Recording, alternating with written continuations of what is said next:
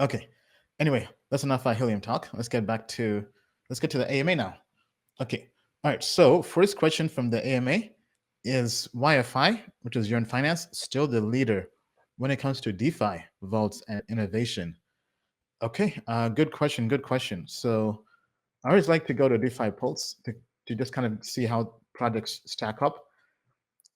Yearn has not really been moving as much. Now, I think they have done a great job building a moat by integrating with other protocols, which does give them a defense, because anybody can go out there and fork a project or clone a project, but not everyone can go and build that business development, basically, just partnerships. So if we go to, where's Yearn? Yearn is under assets, right? If we go to assets, right? So looking at this, wow, Badger DAO has more assets locked up than Yearn Finance, then Ren VM and Harvest Finance. So I think this is actually very, very interesting, right? So Yearn Finance kind of paved the way, but now it's getting competition, right? So if we go to Badger DAO, let's just kind of compare those two projects here.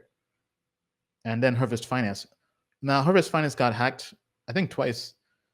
Yearn got hacked as well. Not hacked, but it was a vulnerability this week. And then let's compare all these to Yearn.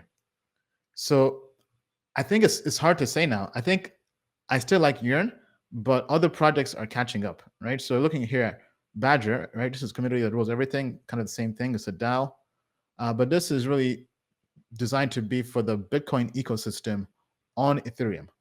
Going back to our narrative of Ethereum eating Bitcoin, this is how it happens, right? So people are now doing DeFi, Ethereum-based tokens pegged to the price of Bitcoin, right? So I can see why people who prefer Bitcoin, even though they're on Ethereum, like this a lot, right? So this has been, I mean, this has 3 times as much TVL, even though that's not the best metric as Yearn Finance. That's crazy, right? Because Yearn was supposedly the Bitcoin on Ethereum, then Harvest Finance, right? Now, obviously, all of these are kind of different projects, but they all fall under the assets category, right?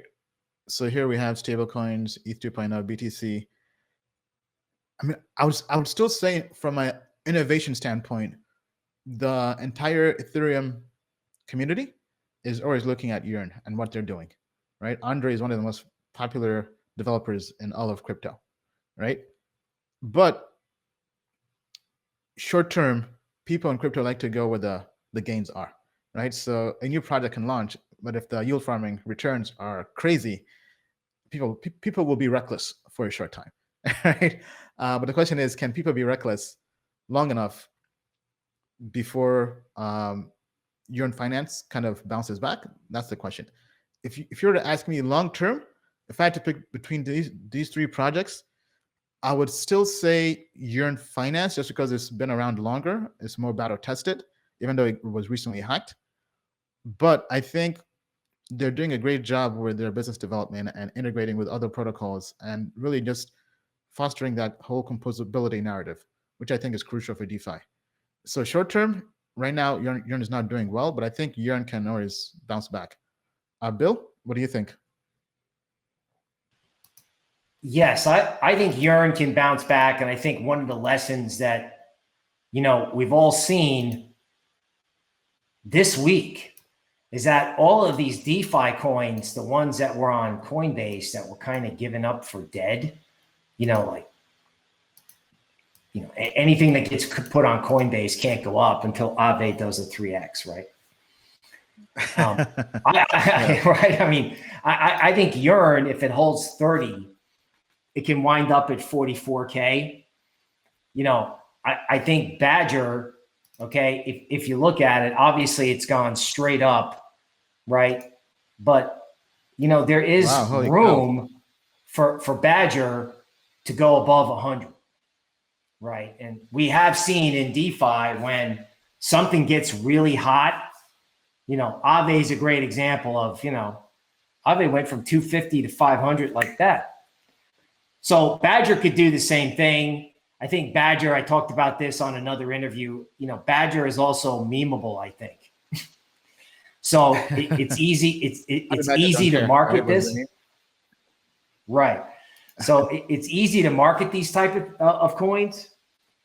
But I mean, I don't think you're going to make a lot of money like betting against Yearn.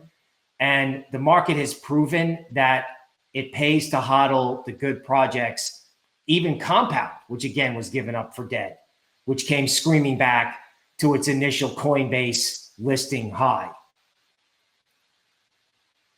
Okay. All right. Thank you, Bill. Tell us what you think about that down below. A few comments here. Yeah. So Jay says hacker got almost 7 million and 11 million lost from the vaults. Yeah. I mean, so that goes to show you even the top projects can still get hacked, right? It was a flash loan exploit. Okay. If you're enjoying this live stream, be sure to smash the like button, subscribe, and most important of all, share this video with your crypto family, because not being in crypto is a financial crime. Because I mean, just look at all the gains here, and then people are losing their purchasing power in the dollar or almost any fiat currency.